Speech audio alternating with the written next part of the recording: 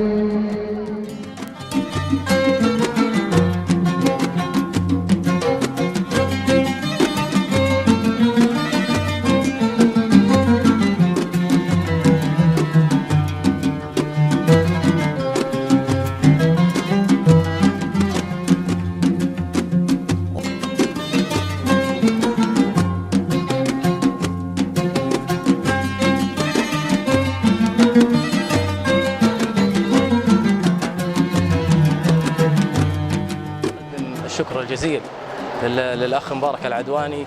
أيضا أقدم الشكر الجزيل للمصور والمخرج المبدع رائد عبد العزيز، وأيضا الإخوة القائمين خلف الكواليس على هذا المهرجان الذي حقيقة هو نجح قبل أن يبدأ. تشرفت اليوم بزيارة اللجنة الإعلامية لمهرجان الورد الطائفي 12 الذي نتمنى من الله سبحانه وتعالى أن يوفق جميع الشباب فيما يقومون به. جهودهم جبارة في هذا المجال، شفناهم في المولات وفي المستشفيات والفنادق وكذلك المطار.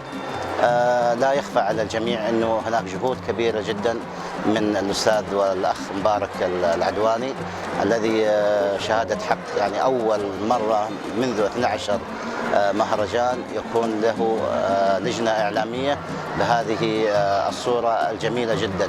نشكر جميع الأخوان في مهرجان الورد. فالحقيقة أنه السنة هذه بالذات مهرجان الورد له ترويج يعني كبير حقيقة في الطائف، وكثير الناس تنتظر موعد افتتاح بحكم الترويج الجميل يعني جاله من ضمنها هذا اليوم. يعني الشيء اللي سعدنا والحضور الجماهيري الجميل هذا حقيقي يروج ان شاء الله حيكون السنه هذه مهرجان جدا جميل وجدا ناجح، ومن كذا واحسن. والله يعطي العافيه جميع الاستاذ مبارك العدواني حقيقه المسؤول عن المهرجان الاعلامي، وجميع الشباب والتغطيات والطائف اغلى في التويتر، وجميع الناس المهتمين في هذا النجاح لهذا المهرجان. الامانه احنا سعيدين، وهي من المره الاولى اللي نستضيف فيها جميع فعاليات خدمه المجتمع والمهرجان الترويجي الخاص بورد الطائف، وكالعاده المتعارف عليها من مجموعه المراكز العربيه على وجه العموم وجوريمول على وجه الخصوص. سعدنا بصحبتكم وبمشاركتكم، وفي الختام لا يسعنا إلا أن نتقدم بالشكر لإدارة جوريمول ولمصنع الكمال للورد. نلتقيكم في حملات أخرى، والسلام عليكم.